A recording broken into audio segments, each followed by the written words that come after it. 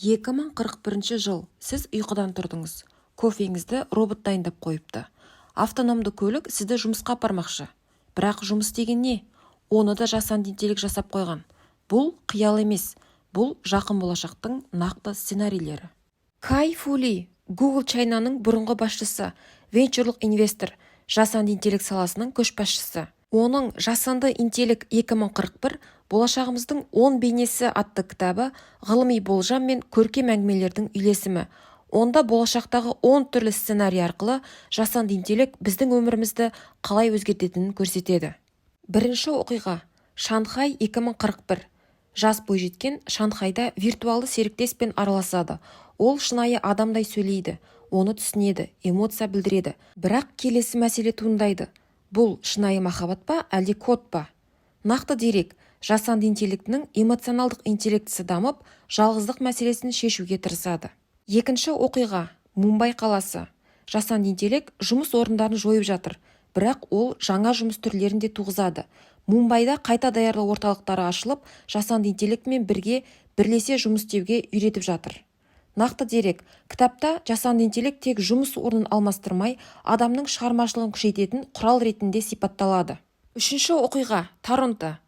Ауруларды жасанды интеллект 1 минутта анықтап, нақты ем ұсынады. Торонто қаласында балаға генетикалық диагноз қойылып, ерте жаста емдеу басталады. Мұндай дәлдік бұрын болмаған. Нақты дерек. DeepMind компаниясы жасанды интеллект арқылы ағуыз құрылымдарын болжай алады. Төртінші оқиға. Жапония. Қартайған адамдарға кім қамқор болады? Жапонияда роботтар егде жастағы адамдарды күтеді, сөйлеседі, көңілін көтереді, дәрісін береді. Нақты дерек. Кай Фу Ли Жапонияны жасанды интеллект күтімінің болашағы деп атайды. Бесінші оқиға. Пекин. Жасанды интеллект бай мен кедей арасын жақындата ала ма? Бір оқиғада 2 бала, бірі жеке жасанды интеллект оқытушысымен оқиды, ал екіншісі мемлекеттік жүйеде. Нәтижесінде айырмашылық одан әрі арта түседі. Жасанды интеллект білім беру саласында теңсіздікті азайтуы да, арттыруы да мүмкін. Алтыншы оқиға. Лос-Анджелес. Жасанды интеллект поэма жазады, музыка шығарады, фильм түсіреді. Ал адамның рөлі қайда қалды? Шынайы өнер енді қандай болуы керек? Midjourney, ChatGPT, DALL-E сияқты құралдар жасанды интеллектінің шығармашылығын көрсетеді. Жасанды интеллектінің болашағы туралы бұл 6 оқиға сізді ойға қалдырса, қалған 4-еуін оқығанда өзіңіз туралы, қоғам туралы тереңірек ойлана бастайсыз. Бұл кітап болашаққа дайын болғысы келетін әр адамның оқуына тұрарлық. Кай Фу Лидің ескертуі. Жасанды интеллект құрал. Ол жақсы да, жаман да болуы мүмкін. Бәрі оны кім және қалай қолданатынына байланысты. Сондықтан адамзат этика, заң, тәрбие арқылы бұл технологияны басқаруы керек.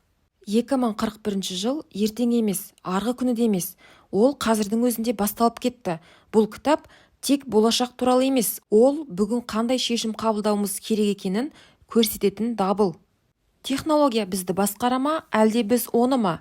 Таңдау өз қолымызда. Қызықты болса, кітапты толық оқыңыз. Комментарийге пікіріңізді жазыңыз, арнаға жазылыңыз.